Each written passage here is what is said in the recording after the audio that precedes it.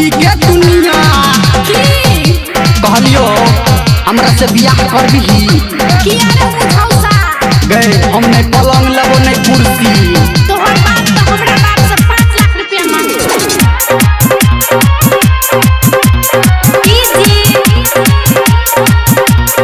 मीठू राजा राजा पटसोनी मां Gayatri recording studio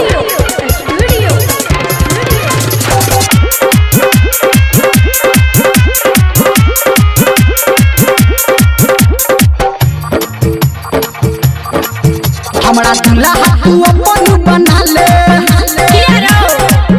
अही लगन में शादी रचा ले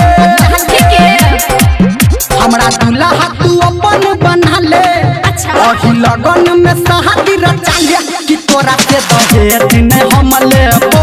के एकोटा न गहर नहीं हम लेबो तोरा से दहेज नहीं हम लेबो के एकोटा न गहर नहीं हम लेबो कोले गई घर की आनो कोले गई घर की आनो कोले बिया तू हम रास गे तोरे से करबो रे बनरा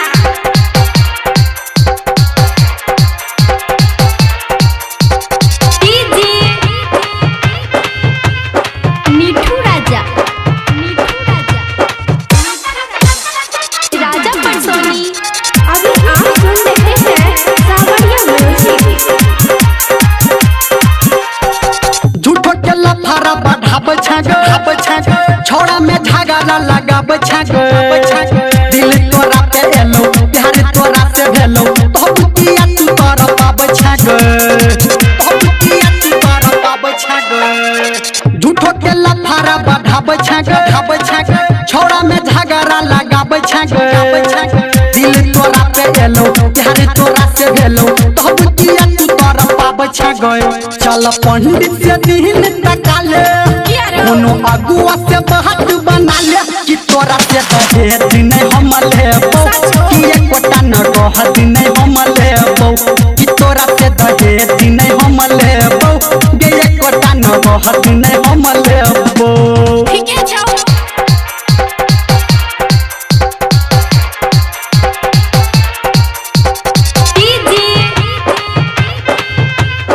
मीठू राजा राजा पटसोनी